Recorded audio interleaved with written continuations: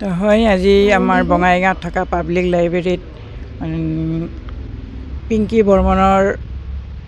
পিংকী বৰ্মনে অনুষ্ঠিত কৰা বহাগী অসম ৰাণীৰ ছিজন 1ৰ আজি যি প্ৰদৰ্শনী হ'ল ইয়াত আহি সঁচাকৈ ভাল লাগিছে কাৰণ বহুদিনৰ মূৰত এনেকুৱা এটা অনুষ্ঠানত আহি উপস্থিত হৈছোঁ আৰু এইবিলাক অনুষ্ঠানত আহিলে আচলতে মনটো অলপমান ফ্ৰেছ হয় গতিকে এই ফ্ৰেছ কৰিবৰ কাৰণে কিছুমান এনেকুৱা ধৰণৰ আমাৰ অনুষ্ঠান লাগে আৰু সেই অনুষ্ঠানবিলাক মাজে মাজে হৈ থাকিলে আমি ভাল পাওঁ আৰু আমাৰ কণ যিবিলাক ল'ৰা ছোৱালীয়ে ইয়াত অনুষ্ঠিত কৰা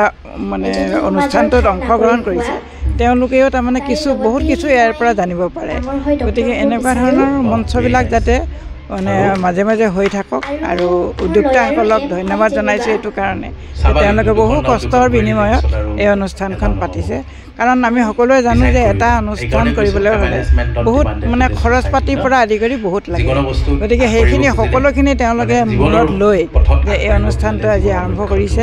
আজি ছিজন 1 হয়তো এনেকৈ পৰৱৰ্তী 1 2 3 4কৈ হৈ থাকিব আৰু তেওঁলোকক বিশেষভাৱে মই আশীৰ্বাদ দিছোঁ যাতে